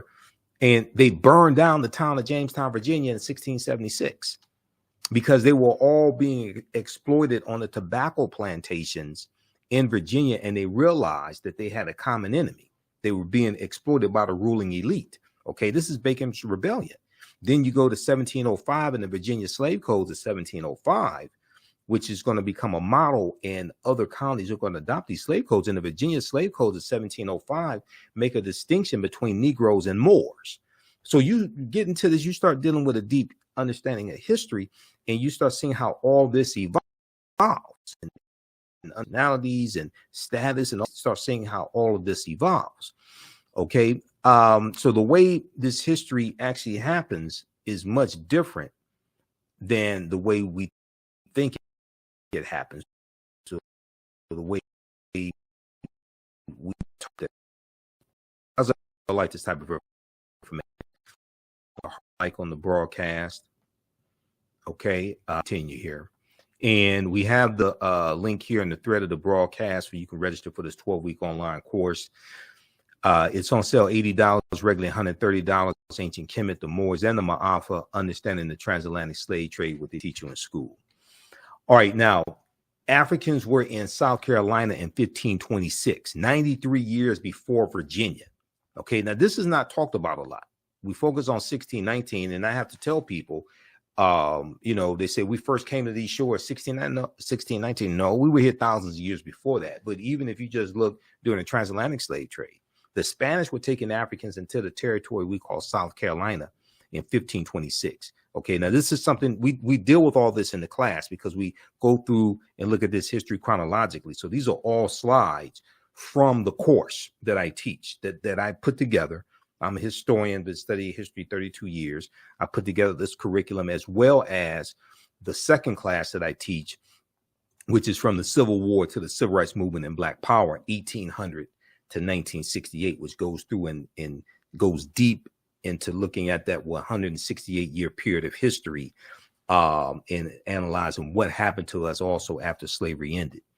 Okay, now before 1619, there was 1526, the mystery of the first enslaved Africans in what became the United States. There's a good article from Washington Post, September 7th, 2019, September 7th, 2019, that deals with this history.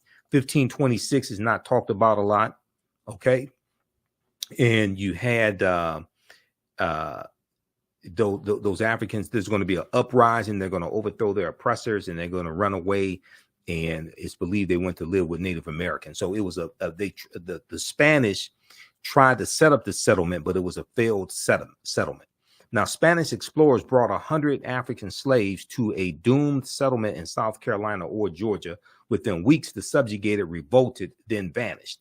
Maybe that's why they don't want us to know about 1526, because those Africans overthrew their oppressors.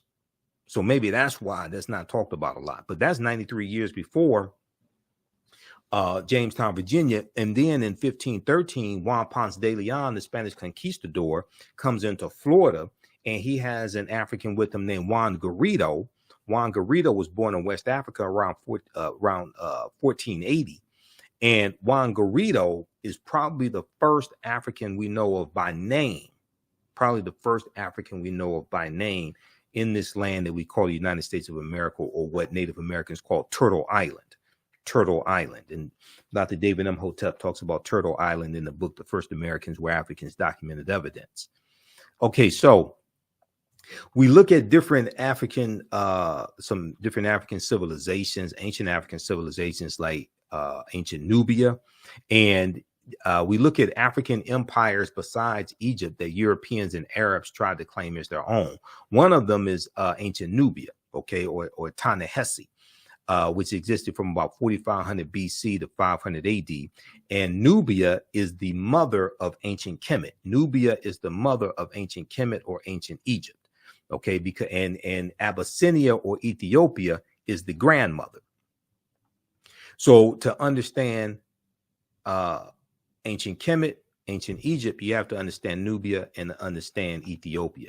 Now, ancient Nubia or Ta-Seti or Ta-Nehisi, also known as Kush, which was more of a region. Kush was more of a region than a kingdom. And some of that also depends upon which period of time you're talking about as well. But ancient Nubia was a region along the Nile River located in northern Sudan and southern Egypt or southern Kemet, okay? And today, the lower portion of Egypt and the upper portion of the Sudan, that is where Nubia was, okay? The geographical demarcations that we see in on the map that we see in Africa, the 54 African nations, those largely come from the Berlin Conference of 1884 and 1885.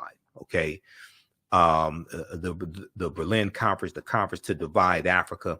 There's a good article that I referenced, the interview that I did with Professor James Small, and we talked about, I think it was in the interview where we talked about the Woman King. There was a good there's a good article from thought.co, okay, and it's on the Berlin Conference. This one right here, the Berlin Conference to Divide Africa, the colonization of the continent by European powers.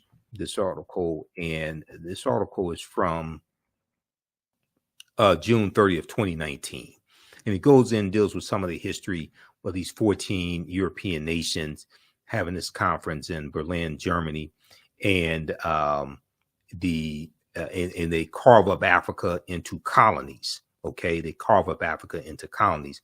This is one of the ways how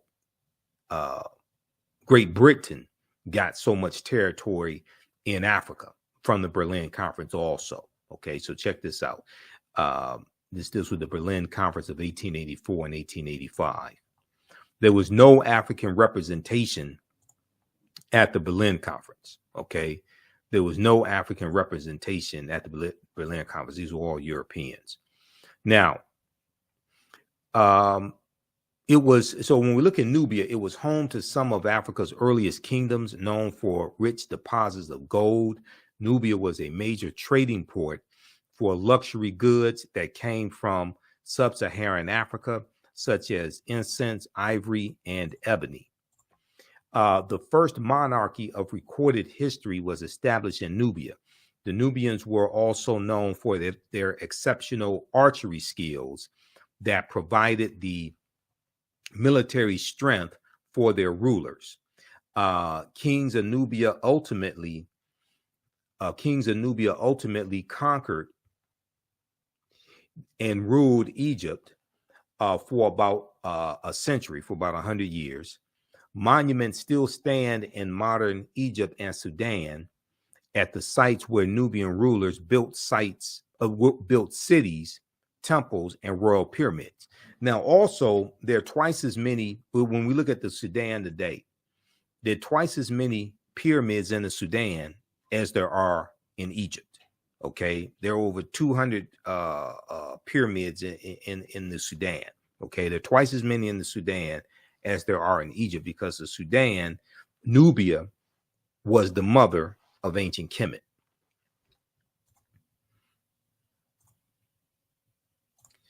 Okay, now in the 1800s, the Western world's interest in Nubia was awakened by the rediscovery of the ancient empire's monuments, which were reported almost simultaneously by individual British, French, and American explorers. Many of them found it difficult to credit indigenous Africans for building such a civilization. So they tried to say that the Nubians were white as well, just like they tried to say that the ancient Egyptians were white, or some of them said that, some of the archaeologists said the ancient Egyptians were brown-skinned Caucasians or something like this, or they tried to say they were Semites, anything but Black Africans. They could not admit that these were Negroes. Okay, they could not admit that these were Black Africans. They had to be Semites. They had to be brown-skinned Caucasians, biracial, triracial, something like that. All right, in this this clip right here, you have a scientist, a white scientist, disappointed when he finds out that ancient Egyptian pharaohs were Black Africans. They did the scientific analysis, and he had to admit that they were Black Africans. He was disappointed when it happened. This was from this clip was from the History Channel, and we actually posted this on our Facebook fan page, the African History Network. He got thousands of likes and went viral. Now, during the 1840s, German Egyptologist Carl Richard Lepsius, Lepsius, asserted confidently that the Greek term Ethiopian, when referring to ancient civilized people of Kush, did not apply to Negroes, but was used to describe the reddish-skinned people closely related to the Egyptians who belonged to the Caucasian race. Okay, they do whatever they can to discredit it. They don't want to admit these are Black Africans. Now, Nubia was the first recorded monarch in history. Ancient Egypt is the first major civilization in Africa for which records are abundant. It was not, however, Africa's first kingdom. A March 1st, 1979 New York Times front page article written by journalist Boyce Rensberger reported, quote, evidence of the oldest recognizable monarchy in human history preceding the rise of the earliest Egyptian kings by several generations has been discovered in artifacts from ancient Nubia. End quote. Now, the artifacts including hundreds of fragments of pottery, jewelry, stone vessels, and ceremonial objects such as incense burners were initially recovered from the Cusco Cemetery by Keith C. Seal, a professor at the University of Chicago. Okay, so then we look at the Punic Wars, and we look at civilizations like Carthage and the Carthaginians and their fight against the Romans in the three Punic Wars as well. Now, we know Carthage is in North Africa. It's in the area that today is Tunisia. We look at Hannibal Barca, okay, who was a Carthaginian, one of the greatest military strategists in history. He became a general at the age of 26. So we go through and look at that and the Punic Wars and their fight against Rome. We look at the Battle of Cannae, 216 BC, where Hannibal Barca defeats the Roman army, and the Roman army, they lose about 70,000 soldiers in one day. Is looked at one of the greatest military victories in history. We know that Carthage is going to exist from 816 BCE, before the Common Era, or BC, to 146 BC. Carthage is going to be destroyed by Rome in 146 BC. And you also deal with Publius Cornelius Scipio Africanus in the Second Punic War. And after the Battle of Zama in 202 BC, when Publius Cornelius Scipio Africanus defeats Hannibal Barca, is going to be was Publius Cornelius Scipio at this point, is going to be after the Battle of Zama that Scipio takes the surname Africanus. Africa was not named after Publius Cornelius Scipio Africanus. He took his surname after the Battle of Zama in 202 BC. And I go through and we deal with linguistics and understand language in the class also, because Africa is a Latin word. Ca is a Latin suffix denoting land. The prefix Afri refers to the Afri, who are a group of Black African people in Algeria and Tunisia. That area where Tunisia is used to be called Carthage. Okay, so in Africa means land of the Afri. Okay, it's not named after a Roman general. Africa was not named after a Roman general at all. So as you get deep into the history, then you start studying language and seeing how it relates to history. And a lot of these myths that are being pushed fall apart. Carthage was founded in the 9th century BCE, before the Common Era, on the Gulf of Tunis. From the 6th century BCE onwards, it developed into a great trading empire covering much of the Mediterranean, and was home to a brilliant civilization. In the course of the long Punic Wars, from 264 BCE to 146 BC, Carthage occupied some of Rome's territories before finally being destroyed by its rival in 146 BCE.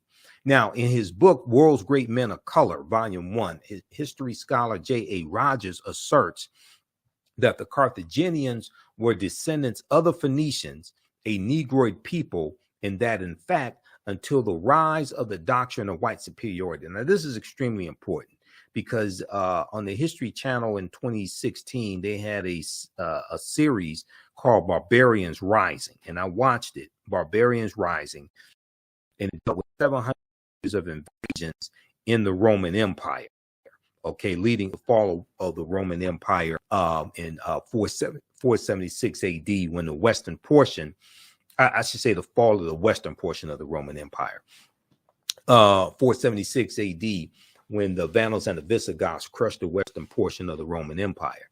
Okay, so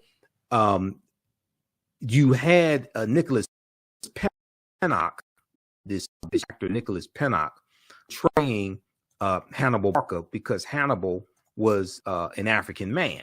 And you had white people, some white people on social media, not all of them. You had some white people losing their minds, saying that the History Channel was lying and that Hannibal was white and the Carthaginians were white, things of this nature. This is because of these lies that have been told. And Carthage is one of those African empires that Europeans tried to claim as their own. No, these were Black African people. These are descendants of the Phoenicians.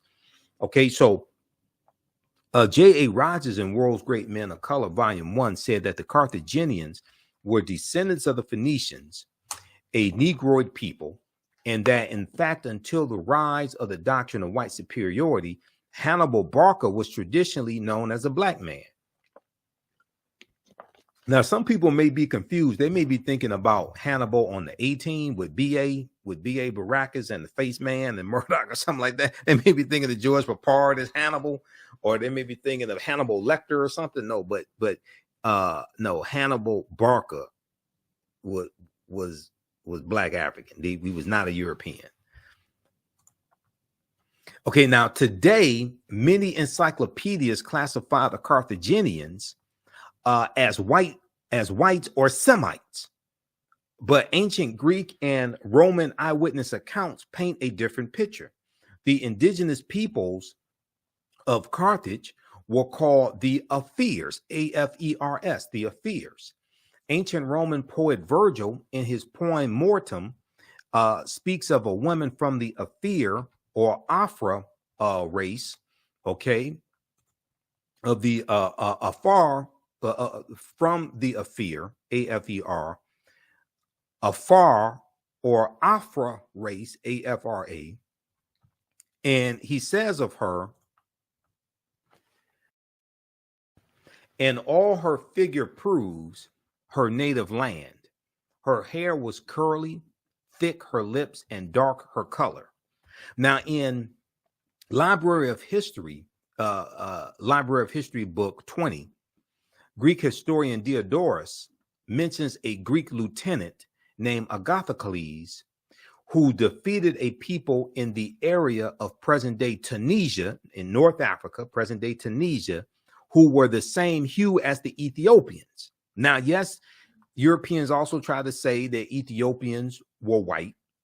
And when Emperor Menelik II defeated the Italians at the Battle of Agojie in March of 1896, the Italians told the world that the Ethiopians were white because they didn't want the world to know that they were defeated by these African people. So when you go research the Battle of Agojie, March 1896, you see that the Italians were embarrassed. So they lied and said the Ethiopians were white.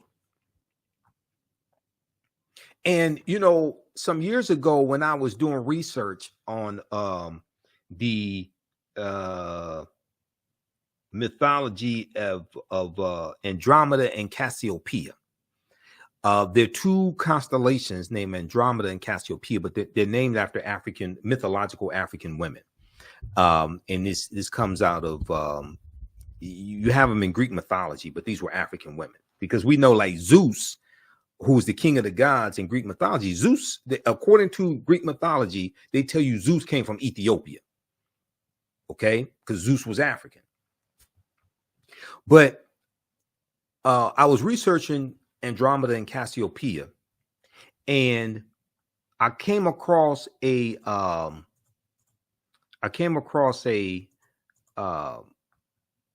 painting that dealt with this mythology, and the painting depicted the king of Ethiopia as being a Greek, as being European, and it was showing the people in the painting as being European. It was depicting Andromeda, Cassiopeia, things like this as Europeans. So I'm sitting there looking at this painting. It was a picture of the painting online. I'm looking at this. So I called Professor Kaba Hiawatha Kamene. Professor Kaba, some of you have seen or heard some of the interviews I've done with Professor Kaba. He's in the Hidden Colors documentaries. We're in the Black Friday documentaries together. And I said, look, I said, I'm doing research on the mythology of Andromeda and Cassiopeia. And I came across this painting that depicts the king of Ethiopia as being white. I said, when did the Greeks conquer Ethiopia? I don't remember that. He said they didn't. He said they didn't. They just conquered them in the artwork.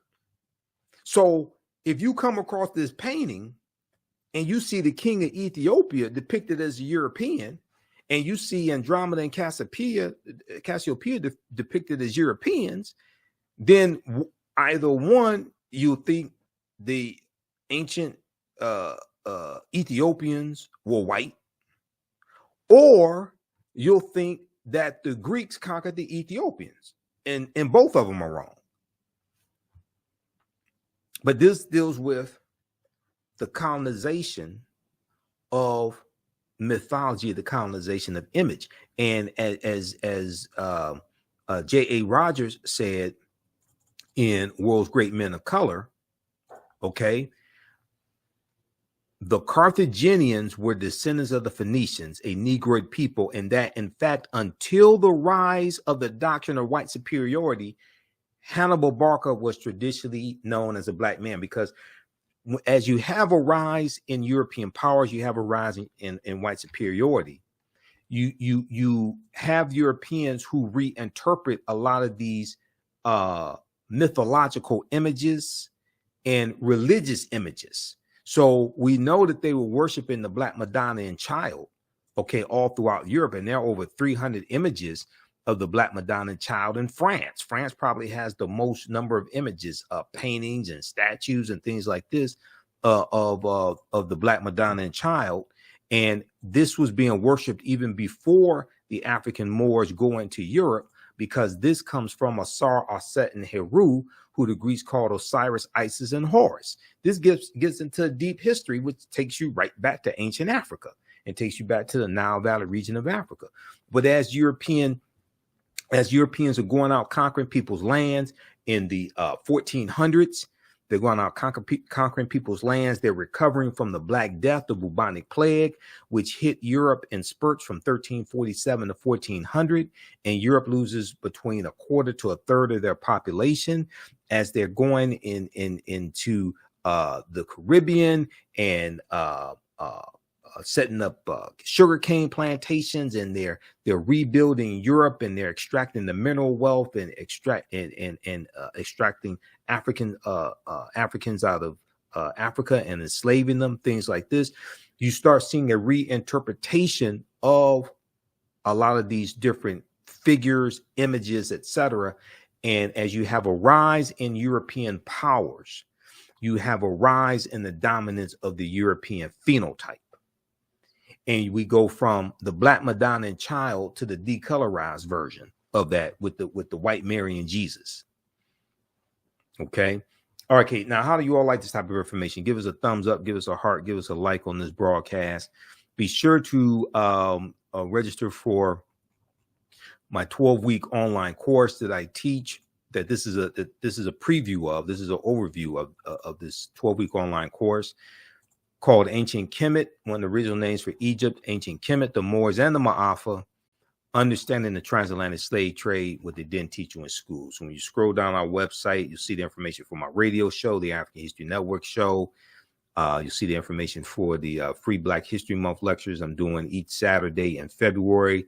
The last one is Saturday, February 25th, 12 noon to 1:30 p.m. We have the link there to register for that. In the Free Black Month lectures, we're dealing with Black resistance movements in the fight for freedom from 1630 BC in antiquity to 2023 Common Era. Today, attacks on voting rights and teaching African American history. Okay.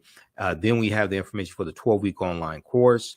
It's on sale $80, regularly $130. Ancient Kemet, the Moors, and the Ma'afa, Understanding the Transatlantic Slave Trade. I teach that class 2 p.m. to 4 p.m. Eastern Standard Time on Saturdays. You can click right here on the link to register for the full course. We do the sessions live. All the sessions are archived and recorded. You can go back and watch it anytime. Okay. Ancient Kemet, the Moors, and the Ma'afa, Understanding the Transatlantic Slave Trade, what they didn't teach you in school. Now, the second class that I teach that starts up Sunday, February 26th. The second class that I teach is from the Civil War to the Civil Rights Movement and Black Power, 1800 to 1968. From the Civil War to the Civil Rights Movement and Black Power, 1800 to 1968. And we go through and look at this history basically year by year. We go through and look at this history chronologically to see what leads up to the Civil War taking place. And then we analyze the Civil War. We look at the Reconstruction era, 1865, 1877, Jim Crow era.